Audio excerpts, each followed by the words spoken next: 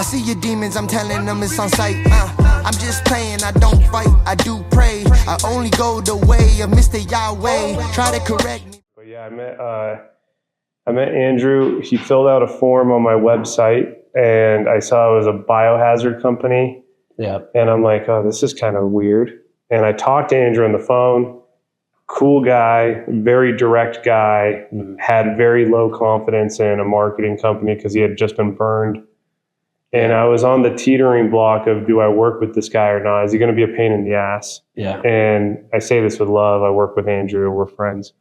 It worked out, man. It worked out really well. Yeah, and then he was a big reason why we started working with other crime scene cleanup companies, because he was part of a franchise network.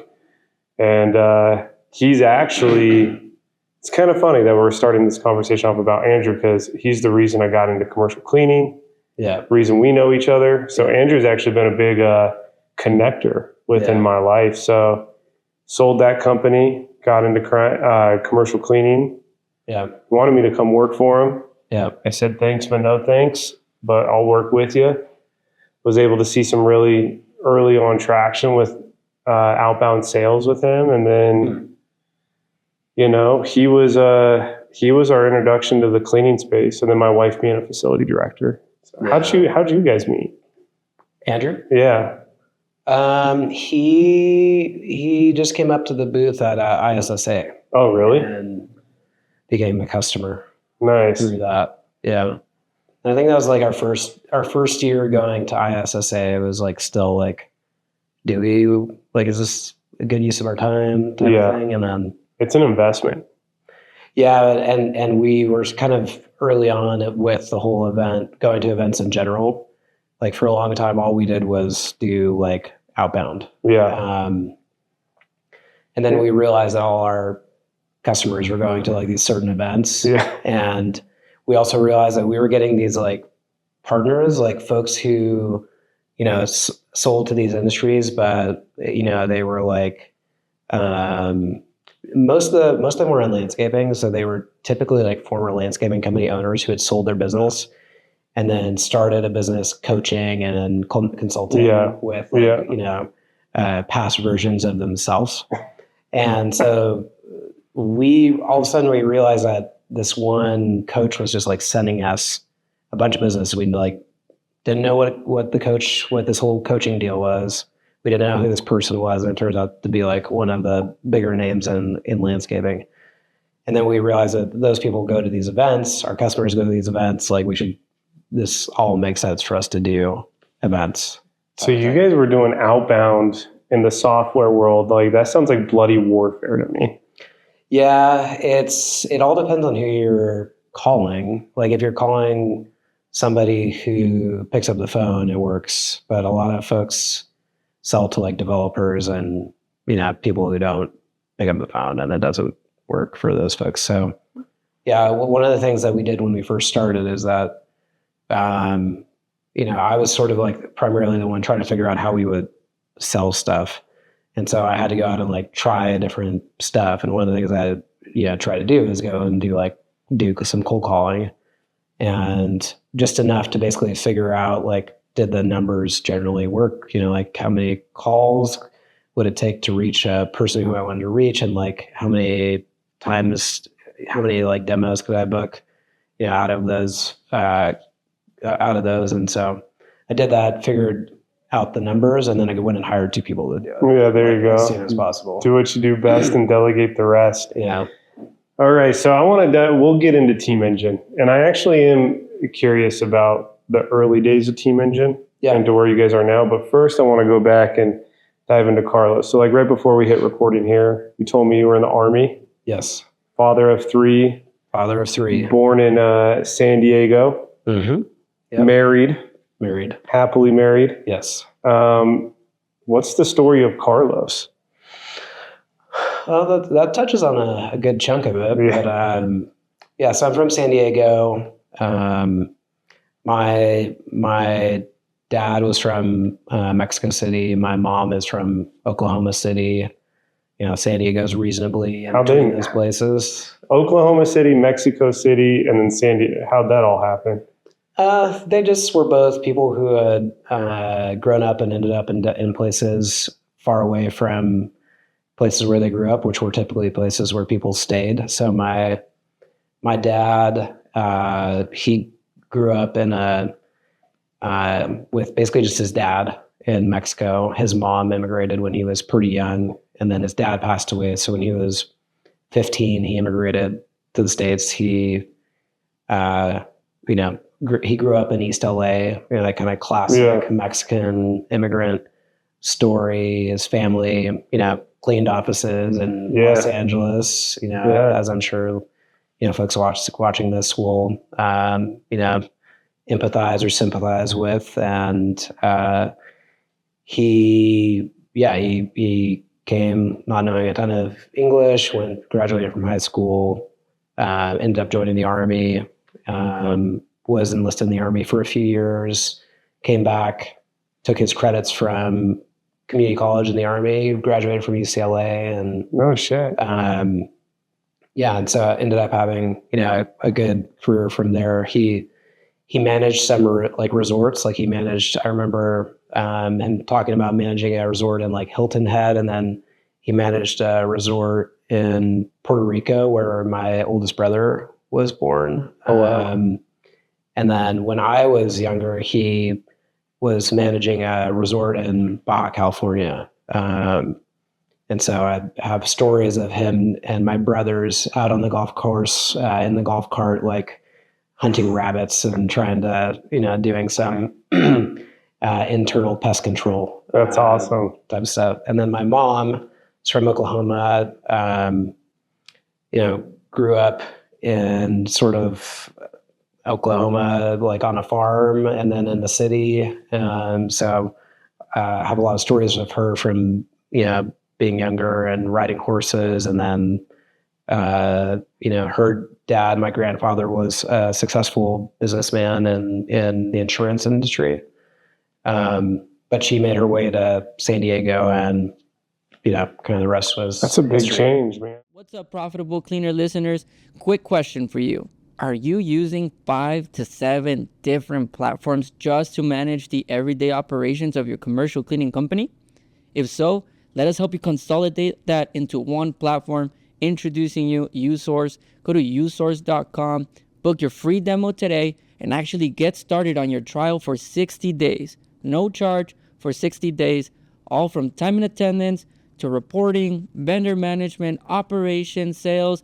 It's time you stop using 5 to 7 platforms and consolidate into one. So listeners, don't forget, go to usource.com and start your account today. KC to San Diego. Yep. Your dad also sounds like he's got the American dream story. For sure. Yeah. He, I mean, if you've seen Stand and Deliver, or a movie like that with high schools in East LA, that was his upbringing. And then, he was of a generation where he was going to be, drafted to go to Vietnam. So he kind of preempted the whole thing and joined, and ended up in Germany instead. Oh, nice. And then, he came back, and when I was growing up, he always talked about his experience in the military. And I think growing up, I didn't see myself going into the military. But when it was time, when I was going to college and ROTC was an option, it seemed interesting. And I think his story is an experience of having been enlisted and the impact of the officers on him and his development was compelling to me. And so the idea of becoming an officer seemed interesting. So I explored it. I did ROTC and ended up sticking with it. And, Nice. How long did you serve for? In ROTC, when I was going through, the requirement was basically 4 years of service. And then, so I did essentially 4 years and then change on active duty before I went to business school. And so I basically just did the minimum ROTC requirement and then a few more days after that. Nice. And where were you stationed at? My first gig was back in my college manning the ROTC department. And then that was 3 months. And then I went to Fort Benning I was an infantry officer. So I did infantry school, airborne school, ranger school, pathfinder school. I just did a year of training before I went to my unit. My unit was the 101st Airborne Division, based in Fort Campbell, Kentucky. Okay, wow. I was there with that unit. That was about 3 years of my time, including a year in Afghanistan and then back in Fort Campbell. Nice. Well, thank you for your service, man. One thing I think is really cool when I hear people's journey through the military is the things that they took from it and learned through it. And I often ask myself, like, if I could go back, would I join? I was actually at a recruiter's table. So I think I told you before camera, I'm the first generation not to join the military. I was a dickhead, man, of a teenager. I got in a ton of trouble as a teenager, and I was very rebellious. And I was 17. I was facing a ton of jail time, and I was at a recruiter's table. I was actually living in a halfway house for boys because I was in so much trouble. And they took us to this trade school to get our hair cut like once a quarter. I had to do a year, man, at this halfway house. And there was this Army recruiter there. I don't know if it was a godsend. I don't know if he was having a bad day or being brutally honest with me. But he's sitting there and he's like signing people, I guess, I'm assuming, signing people up to get their information to recruit them to. We're a bunch of 17-year-old men, young men, we're prime age for this. Yep, good profile. And I was talking with him and he said, "You won't make it." I remember him saying this to me. Yeah. Huh. And at the time, if you told me I wouldn't make it, I would almost sign up or follow through with whatever to prove you wrong. Yeah. And he was like, "You don't want to do this." Wow. And I was like, now years removed, right? I'm like, isn't his job to recruit me? Yeah. Right. So like I had this weird exchange of the one moment where I was like, you know what? Maybe this is what I need to do because my life is so chaotic. Yeah. I'll turn 18 and do it. And that one brief exchange, man, I never went forward with it. So I always wonder, like, if that conversation was different, what would have been, man? But talk to me about your time in the military. What were some of those, I guess, how did that develop you as a man? Yeah, I think there's just like so many ways, many of which I don't know that I could even point to. Sure. I think just like that time of anybody's life is extremely formative. Yeah. And for me, there's stuff that I can definitely point to, but being in the infantry, it was just like a pretty unexpected direction for me to go. And being in the Army, I grew up in San Diego, which is a Navy and Marine town, and I went to air shows and like watched Top Gun, and so like if anything, I always expected I was going to be like in the Navy, like be an aviator or something. So being in the infantry as an officer is also sort of like a prestigious kind of role, but it was not one that I ever really like saw myself doing. And one of the things about it is that like in the infantry, you end up with and in the Army, just generally, you end up with working with people from so many different backgrounds. So in my platoon, my first rifle platoon of the like 36 people, I had somebody who was in the middle of their getting their law degree. I had people who were like 18 years old from like backcountry Kentucky, Ohio. I had very recent immigrants. I was a platoon sergeant who had been in the Army basically 20 years, who was answering to me. It was just like you're thrown into this situation with so many different challenges, but you're really given so much training and mentorship and guidance to make you successful in that very challenging situation. And I think I just benefited from that a ton. And then I think I had a very unique experience on deployment because very quickly after I joined my unit, I found out that we were going to be part of the 2008, 2009, 2010 Afghan surge. And so my unit, which had just recently come back, was going back into rotation to deploy earlier than expected.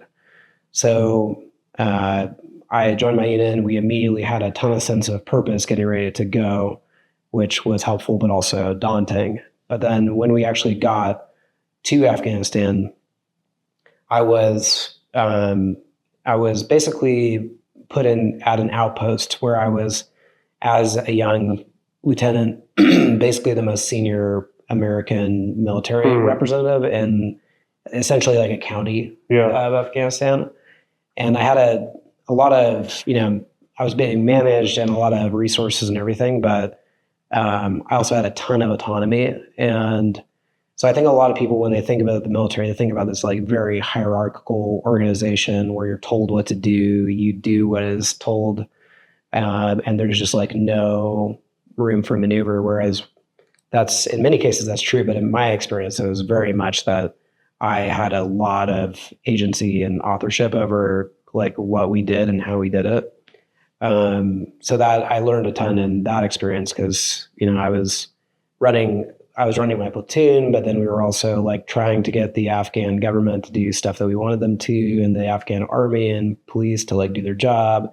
But then I was like going and like sitting down and drinking tea with like these like old Afghan elders and trying to convince them to like trust me. And, and wow. Like as a kid. So, there was a lot that went in. Yeah. Cause like how old are you at that time? It's probably like 23, 24 type age. So I wasn't like, there were some lieutenants who were, really young, like straight out of like graduated West Point and like we're in Afghanistan basically. But so I had a little bit of experience. I had like the year of training under me, but that was, basically the first thing I did. What's up, my profitable leaders? I know you're listening to this show because you want to stay informed and on top of your game. And I want to bring you something that is often overlooked, and that's how we mitigate risk and actually protect our business. Whether that's with misclassification of our employees, contract litigation, immigration law, because we have people that work for us that are from other countries that maybe or maybe aren't misclassified. That's why we partnered with Campos Law. Campos Law is a humanized law firm, as I would put them. They are more than just expert attorneys. They're people looking to help people and business owners just like you. So when it comes to your contract setup, when it comes to your classification of your employees, when it comes to just protecting your business as a true asset, which it is why you should be talking with Campos Law. So for more information, click the link in these show notes and get a partner like Campos Law on your side. Coming out of college. So that was super impactful. And then I ended up being moved over into this other job, which was basically like more like running almost like a SWAT team. So it was much more like tactical. And then that was with basically like the best soldiers in my unit. So I ended up being put in the position to run that team of like really capable individuals. And I learned a ton in that position as well. And they were two very different experiences, but both in the Army. It was crazy. So you were single at this time? Yes. Yeah. Okay. So you had a lot of experience in a relatively short amount of time in the military. Yes. That's something the military does really well. It condenses a lot of life into not very much time. So you do a deployment, you come back, you get out pretty shortly after, or? Yeah. I when I was still in the Army, I applied to go to business school, and I went to business school when I got out. Just kind of started thinking about what I wanted to do from there. And most of the other veterans that were getting MBAs of that, and generally this is true, but they pretty much all went to be like consultants or investment bankers. It's like a very standard. Yeah.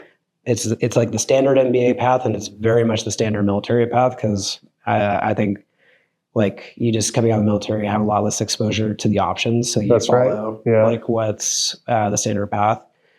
But I grew up in a family where, you know, my grandparents had been small business owners or business owners. My parents have both been business owners. So I had this like entrepreneurial inclination.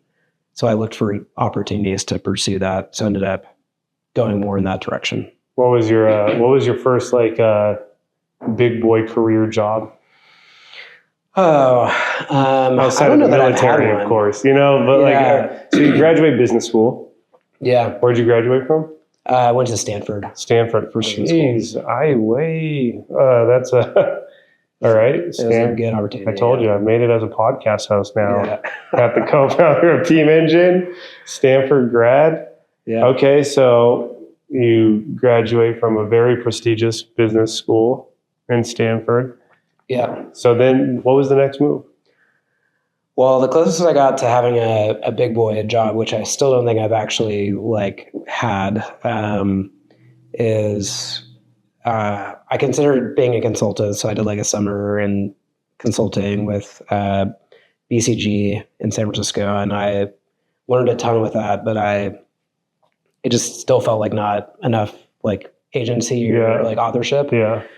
And so when I was at business school, I learned about this model where you could go out and buy an existing business. So you could raise money and buy out an owner of a company and run it yourself. So myself and one of my classmates, who is also a veteran, we decided we wanted to try to do that. So we went and got money from investors to do that. Talk about your introduction to the business world.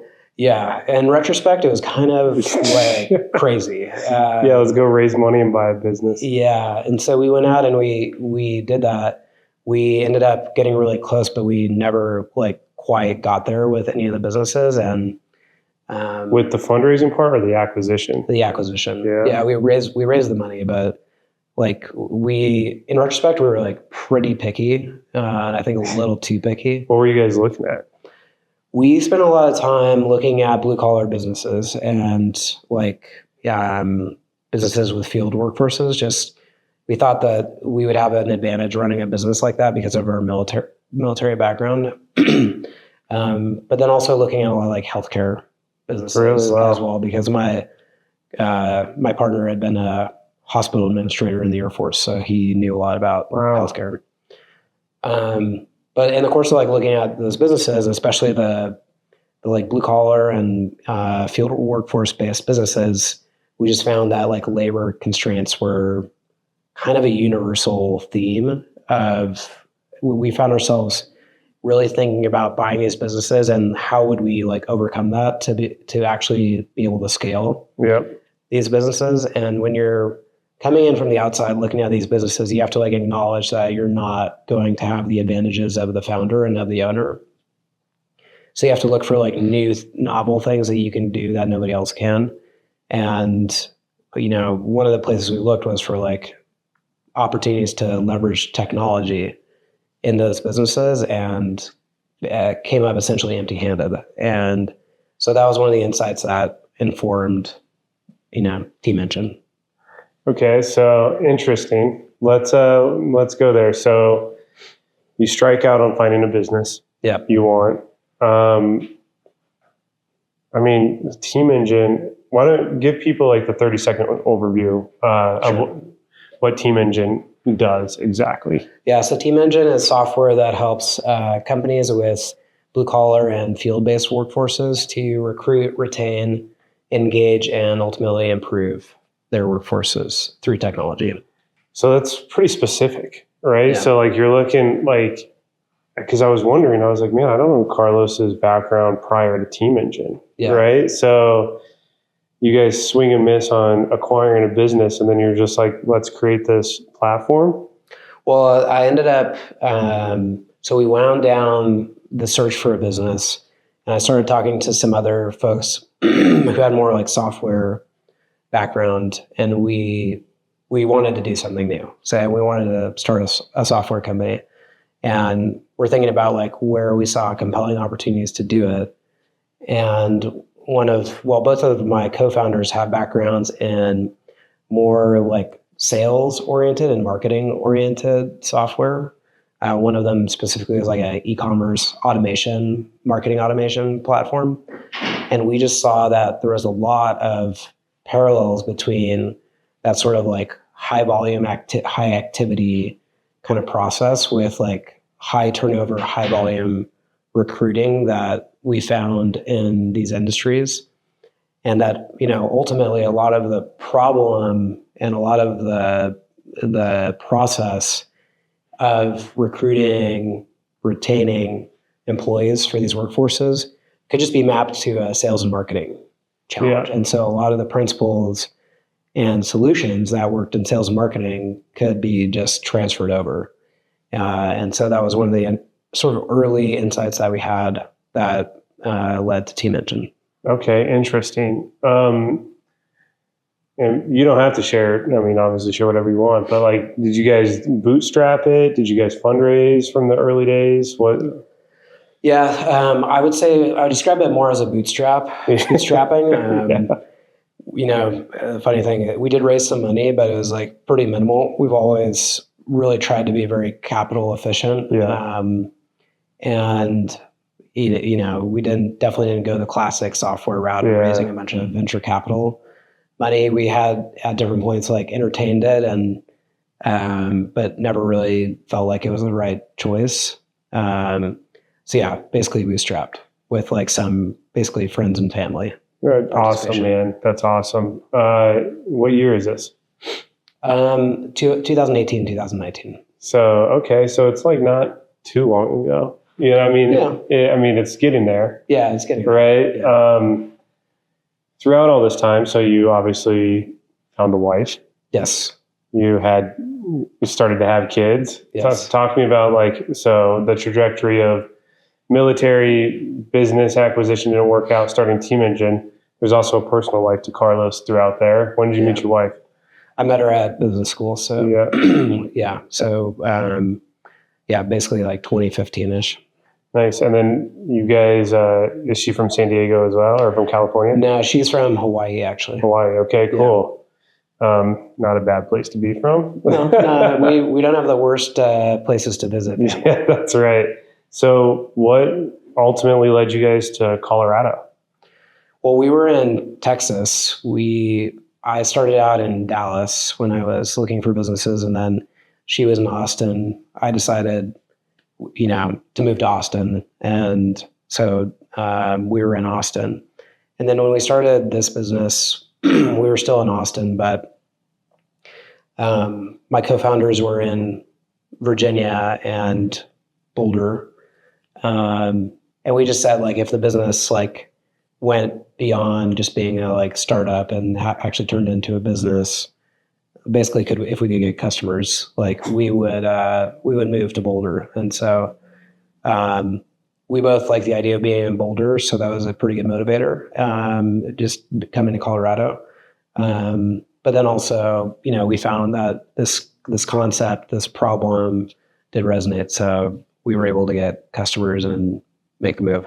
What's up, my profitable cleaners? Listen, you guys know that running a cleaning business isn't just about cleaning. It's about growth, trust, building a legacy, and making true impact. That's where Swept comes in. With Swept, it's simple, powerful. It's an app that you can track your cleaner attendance with geofence clock-ins, streamline processes, team communication, and save hours on payroll. It's the ultimate tool designed specifically for janitorial businesses just like yours. Take control, save time, focus on what matters most, growing your business and spending time with your family. Swept. Clean better, grow faster. If you guys are interested in Swept, click the link below in the show notes and partner with one of the best in the industry. Nice. So talk to me, in your opinion, what is that transition from startup to non-startup? Is it just having customers, being in the black? What would it be for you?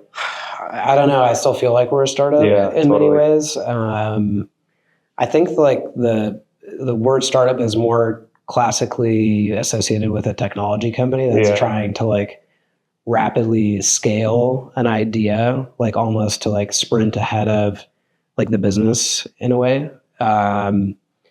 So from that perspective, we've definitely always been much more like business minded. We've always tried to be efficient. We have, have profitable business, which is not universal in software for sure. But yeah, I think we still are a startup in many ways, in the sense that we're continuously trying to innovate. I think one of the things that's interesting about software versus, like a business in like commercial cleaning or some of our customer industries, is that those industries, the business model is like pretty well understood in a lot of ways. Like, kind of what the services are potentially, what the margins are going to be. Like, people really know what to expect. And I think in software, in a lot of ways, like people either try to be more like that or try to not try to like struggle against it. So software companies are like so different. Like, it really comes down more to like your category and like what type of software you are. And then you start to get some more consistency. But for us, I think we're always trying to innovate. We're always trying to like add value in new ways and find just like more opportunity in the business. So in that sense, like, I think we're a startup because we're still looking to innovate, and, the products could be very different next year in terms of what we do. Could be a lot more than what we do this year. And that's kind of an exciting like opportunity, but it also is challenging because you have a lot less of a picture of what that should look like. Yeah, totally. So, all right, let's go here. I think what's unique about you guys is my background is actually software sales. Yeah. So that's actually like where I kind of first cut my teeth in like what I'd call like real sales with software sales. So I used to deal with a lot of startups in Boulder, ironically enough, software companies. And I would do a lot of enterprise sales for them. But then I always felt like there was a big disconnect with a lot of these software companies when it came to being personal. Yeah. It was like really rinse, repeat, or like, let's try to copy what's happening in San Francisco. And it didn't even matter what realm of software you were in. With you guys, I always felt like you guys are a software company, but like it's very like personal. Like there's a very big people feel. Yeah. How big of an emphasis, or have you guys is that just organically happened, or talk to me about that? Because I know like when one of our clients, Andrew, who we mentioned, we met you through, like he even said to me, he's like, hey, they'll pick up the phone. I remember him telling me that. And I was like, oh, that's interesting. I don't have to like, I'm not saying everyone called Carlos today, but like, but it's not like the typical standard, like who's at the company. There's actually some people that you can interact with. Talk to me just about your guys' culture and setup and how that's evolved to be like very personal. Yeah, I think we've always just really tried to be very customer centric, and I think a lot of people like say that, but yeah, totally. It's a big buzzword. Yeah, it's a big buzzword, but I think part of it is that a lot of so one thing to point out, I think, is that we are a software company building software for not software companies. There you go. And we're also building software for companies that are like quite different from our company. Mm-hmm. I think a lot of software is built like sort of by people for themselves. Yeah, it's like based on assumption. Yeah, or for like people, like situations that they're very familiar with. So one of the interesting things is that like from the outside in, a lot of people will compare us to other software that serves other frontline workforces. Like, but those other workforces are like retail. So like, stores or coffee shops. And there's a lot more of those, I think, because that is a situation that the general public is a lot more familiar with, including software builders and engineers. They go into the Starbucks and they see it's understaffed. They walk into their grocery store and see that it's understaffed and see what challenges they have. The companies that we work for are like that we build for are businesses that are like much less in public view, like commercial cleaners. Many software engineers have, get their offices cleaned by a commercial cleaner, but they don't see them because they're not there when they're there. And same with landscaping, as well as, the trades. These are sort of like industries and professions that are almost like, in many ways, try not to be seen to some extent. And so for us to be successful, as much as we want to be just familiar with these industries ourselves, we have to really, as outsiders in many ways, be very close to our customers, and very close in a way where we are trying to avoid assumptions and try to avoid just following existing patterns. Because, if we're going to add value, we need to add differentiated value. And so we need to not be paying as much attention to what other people are doing as paying attention to what our customers no doubt need. So from the beginning, the way that we built software and figured out what to build was not by sitting in a room, staring at a whiteboard, coming up with ideas and congratulating each other on how smart they were. We were in offices. We were, in portable offices on lots. We were, spending time watching our users and watching them use our software, watching them do their jobs, trying to really get into their actual experience versus thinking about how smart we are and what a great solution we have that is entirely unfeasible for the use case. And that continues to be a big focus for us. And I think that continues to be a huge differentiator for us, is that when everybody else assumes that they need X, we take note of that, but we go to our customers and we try to understand their challenges, their priorities, what's on their to-do list, and we solve for that, not what will make us compete on a side-by-side comparison. Yeah, well said. I think that's, focusing on what you guys are doing more versus what outside competition, or you think assuming the market needs is huge. Talk to me about how your roles evolved over the years. Obviously, a startup's a startup, but from 2018 to now we're venturing, by the time this comes out, it'll be 2025. Yep. I mean, how has your role evolved? And I guess just talk to me about that journey as a leader. Yeah, as a founder, you're doing everything and figuring out what it looks like ideally. And I think especially I primarily had a responsibility for sales and what we would call go to market. So how are we going to acquire opportunities and get in front of people, and then how are we going to make them customers?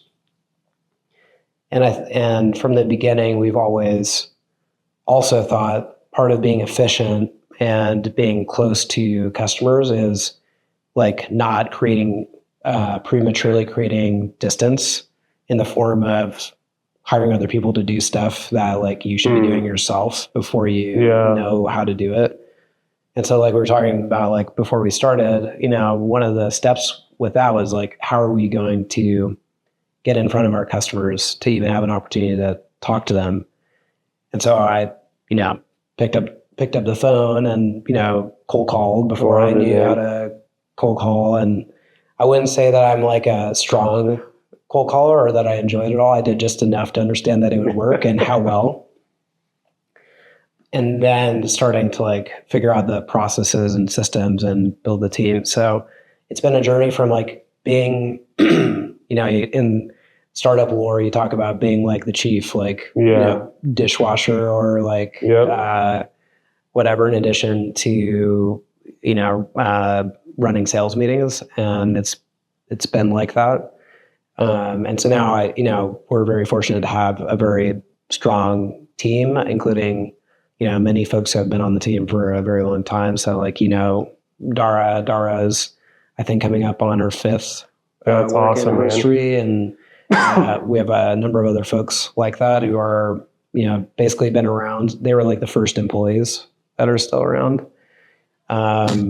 So it's been a transition, but at the same time, I still find myself wanting to and needing to still be in the trenches, spending time with, going and spending time with Andrew, meeting him for coffee and understanding like his use of the software and how we can add more value, and doing that with other customers as well, because that's how we get better. And that's just kind of the name of the game in software. We have to continue to innovate. I think having some of those day one or early on employees says a lot about your culture. How do you keep selling them the vision to stick around, man? Yeah, I think the vision is important. It's important that it's like compelling, but I think if I had to look at those folks and what's kept them around, it's they're all folks who we hired for potential. Yeah. Well said, man. And who we've continued to grow and give opportunities for growth in the business. So talk to me about that a little bit. Yeah. Like, talk to me about some of those potential areas you saw in some people. Just, I think everybody has different forms, but probably the biggest theme among the folks who have continued to stick around and have grown is a sense of ownership. And so, like, there are folks who they believe in the business. They see themselves as like a part of the business, and the business is part of them. Yeah, totally. They're not just like doing the job description. They're see something, say something, like seeing opportunities, seeing risks, doing jobs that go beyond, just what their title is. And yeah, it's just All right, I know you guys are wondering, how can we keep our cleaning crews engaged and informed, and it doesn't have to feel like a struggle? With Team Engine, you can now automate messages, update teams in real time, and bridge language gaps with their built-in AI-powered translations. Whether it's scheduling, last-minute changes, or sharing critical updates, Team Engine keeps your workforce connected and productive. Say goodbye to miscommunication and hello to smoother operations. Visit teamengine.io to get started today. It's not something you can teach, I think. It's an interesting point you just made. I've never heard it put like that, because I'm thinking about just like our company right now, and we have a lot of like early on or day one employees that have stayed, and I guess not even knowing it, but we were hiring on potential. Yeah. And we've seen them grow, and they have a sense of ownership. Yeah. Like the people I'm thinking about, they own their department, way better than I could at this point. Man. And now I'm like, we suck. We got to get back to that. Well, I think that only goes so far. Yeah. I think I think you have to transition beyond that. You have to come up with better systems and processes to get past it. But as far as you can take it, the better. And the really interesting thing for us, so we have marketing manager, senior, basically enterprise AE, 2 product managers, a product marketing manager, and I might be missing some other folks too. These are all folks who started as BDRs on the team. That's awesome. So even Dara. Including Dara. So they all started as...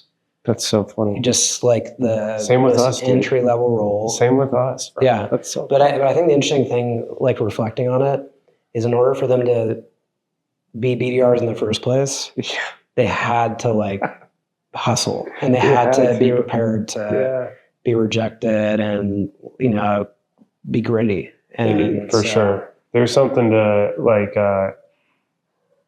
I'm a firm believer, like even to this day. So I cut my teeth cold calling, like early on in sales. Sales is in my DNA and saved my life. And to this day, I'm not too good at cold call.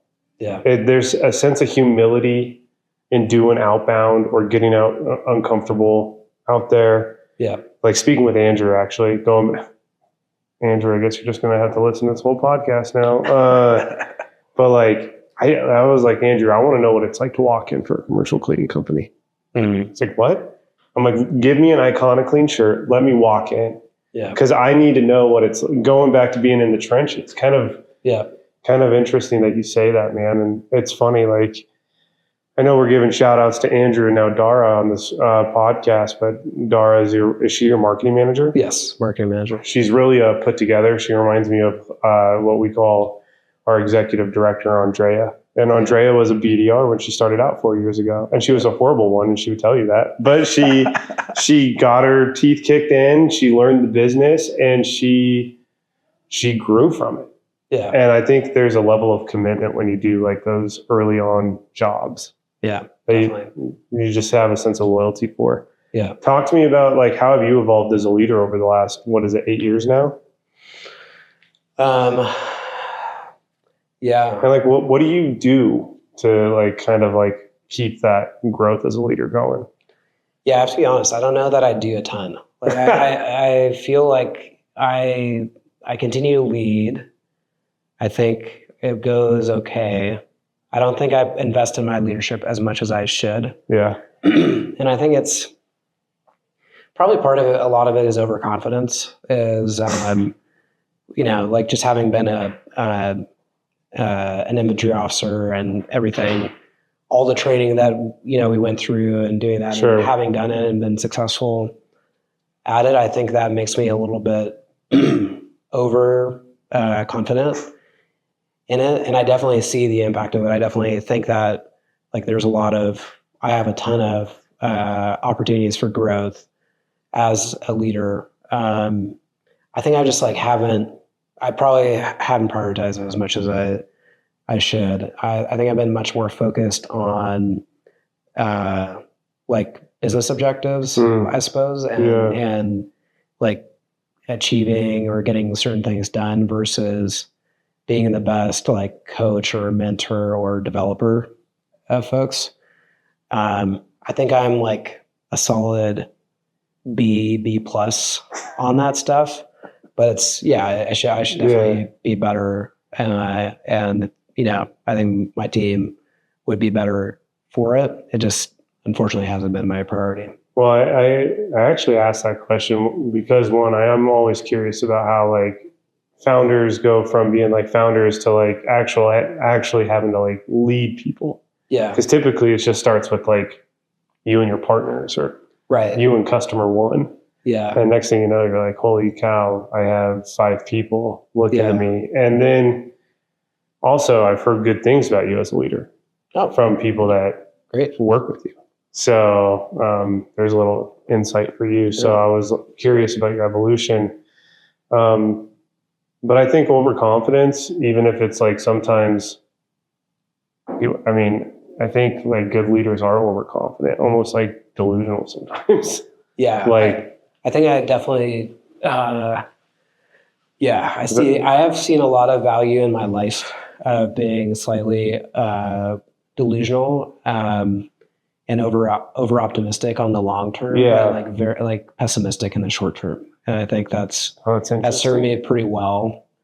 Talk to me about that. So over optimistic in the long term, pessimistic in the short term. What do you mean by that? I think I've just like always thought that things are going to like work out really well. Yeah. And like despite evidence to the contrary. Yeah. Overwhelming evidence to the contrary. Yeah. But not like tomorrow. Like the stuff that's like for sure tomorrow, like I don't think it's going to go well. Like we need to do something about that. Interesting. This thing I'm working on, it's not going the way I like it. And so if you ask me like where we're going to be in 6 months, I'm like, I think we're struggling. It's going to be bad. But if you ask me like where we're going to be in 5 years, it's going to be like, it's going to be amazing. Right. And I think that's kind of like an asset because it for sure it leads to a higher degree of like attention to detail or like focus on the execution, but more like of a willingness to set and pursue a vision that seems unsubstantiable, if that's a word. It's like something like you can't really make, like you can say like what you expect to see, but also like there's no reason to say that why you should. So I think that's been helpful. And I guess the only thing I'd say about like leadership is that I do think I'm overconfident in it, but I do think something that's really served me well is that I do really care about like the folks that I lead being successful, and I really enjoy like developing them and seeing them succeed. So those, you know, the folks that I've talked about, you know, whenever they come up for a work anniversary or whenever they get promoted, the thing that I reflect on every time, that's like my overwhelming feeling is of just like pride and joy of having, like thinking back to like where they started and where they were. Yeah, no doubt. It's a cool journey. So I think as much as I want to have lead an effective team that like gets the job done, there's still like a lot of, you know, irrational benefit that I get from like seeing individuals succeed in their arcs over time. So like, as much as I may not invest in or pay attention to like the like leadership or like organizational stuff that I should or want to, the fact that I enjoy that means that other stuff means that I do it and probably do it better than many, maybe most. And so that's probably enough. I love that, man. There's a good line that I heard a while back that really resonated with me. It's like, young leaders are confident, real leaders are certain. And there's a sense of certainty that I get from you, which I think is, you know, maybe it's not overconfidence, maybe it's just certainty. Yeah. You know?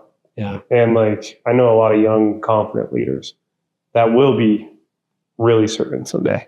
Yeah. But you got to go through a level of maybe life experience, business experience. Yeah. To get to that certainty point. Yeah. It's a weird thing because it's like, I think it's like, as you describe it, it's not,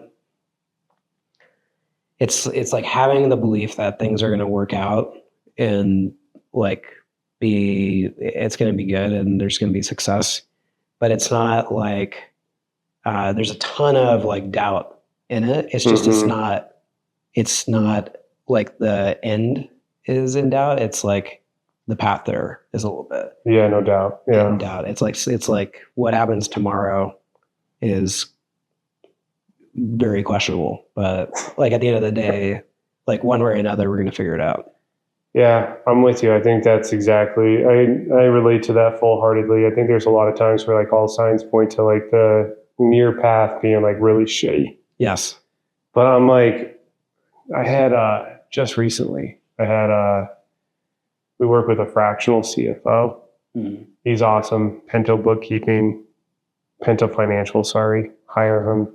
He's awesome.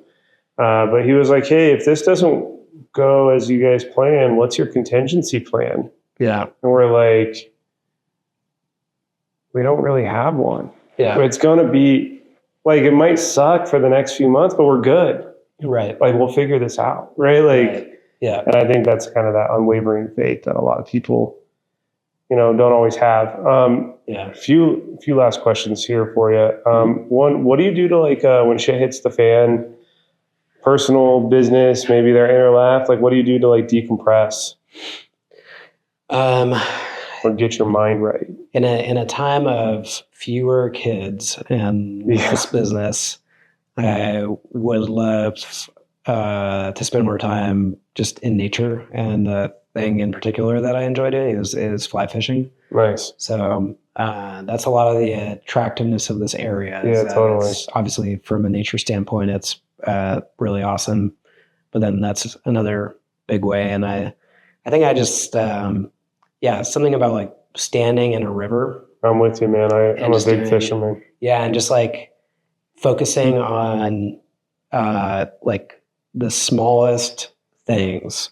Like it doesn't allow any space for anything else. Mm-hmm. And it forces you to be active. You have to get out. You have to, to have a really great experience, you probably have to like hike a lot and put a lot of effort into it. So I think that's the big thing for me. Outside of that, it's tough. It's been, especially in the last few months and last month, because I have today about a 6-week-old. it's just very hard to find time. It's chaotic, man, and I don't think it's spoken about enough. I just told my wife, so like right now I have a 4-year-old home, sicker than shit, right? And like I'm telling my wife, I'm like, yo, like I got to be on this week. We have our producer in town. Like I can't really like support you in that capacity like I typically would be able to. And I was like brushing my teeth yesterday morning, and I'm like, running a business and having young children is chaotic. Yes. It's a ton of stuff that you need to do, and like a ton of people, and maybe it's projecting, but I don't know. I feel like I'm not giving enough to anybody. 100%, dude. 100%. One of the struggles of it is just feeling like somebody is always not getting your 100%. That was a big focus in 2024 for me, was be where your feet are, with who you're in front of. Like one of my mentors, Jim Rohn, says it best. He's like, you can be at the beach with your family thinking about work, but then you're at work thinking about being at the beach with your family.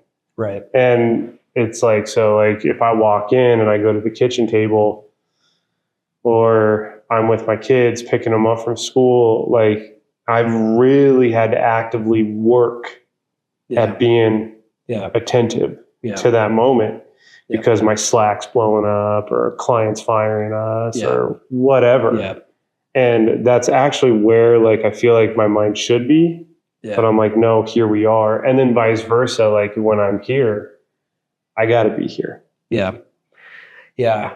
It's I think it's part of what's challenging is that it's like that level of focus and like passion about something is feels like an ingredient for success, but it's also a major like distraction from everything else in your life. And I grew up in a, again, like had a small business kind of family. Both my parents operated a small business together. And so, I have memories of just like, a lot of very happy memories, but also memories of my parents like running the business while we were doing other stuff. It was just like, it was a 24/7 business. But that was always like okay for me. But I think I'm also a little bit anchored about that being okay. And maybe it's like a little bit more than I should be. Totally. So that's something I struggle with. Yeah, I think I struggle with that too, man. I think there's this bullshit narrative out there that like you got to compromise something, and I'm like, fuck it, I can have it all. Yeah. Like, and what I mean by that is like I can, like, dude, my business partner or mentor, Dan Schindler, dude, like he's a prime example. Like has awesome businesses. He's made awesome money. He goes home every night to a happy wife. He's got a relationship with his 3 daughters who are now grown. Yeah. But it's like, he didn't sacrifice shit. I mean, of course there's sacrifices made along the journey. Sure. Right. But like the ultimate sacrifices of losing a business or losing, it's either this or that. No, he made it this and that.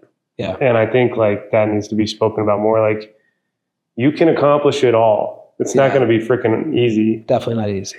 But our friend Yuval Adato says, find the harmony, not the balance. Mm-hmm. Yeah. So, well, hey man, I'll just tell you this. I think it's awesome how we've connected in terms of Team Engine, and for everyone listening right now, Team Engine is not only a partner of ours, it's someone that we wholeheartedly recommend because of the market feedback we've gotten, right? And I think you guys not only have a badass product, I think your intention's in the right spot in terms of not just trying to eat up a market that hasn't been disrupted.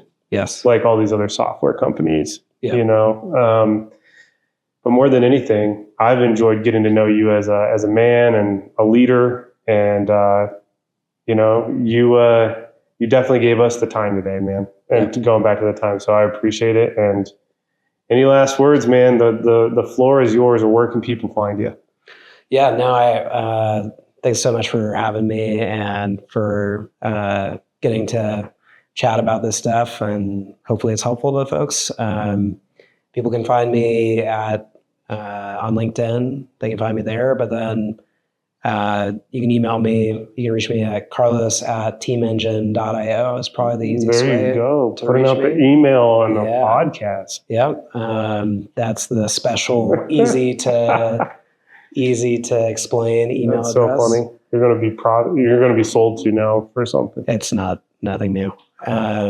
Just really appreciate it. Awesome. And then we'll have all the links below. And cool, man. We'll have to do a follow-up episode maybe with one of your team members on here. Yeah, they would be excited too. Awesome. Appreciate it, brother. Thank you. I see your demons, I'm telling them it's on sight. I'm just playing, I don't fight, I do pray.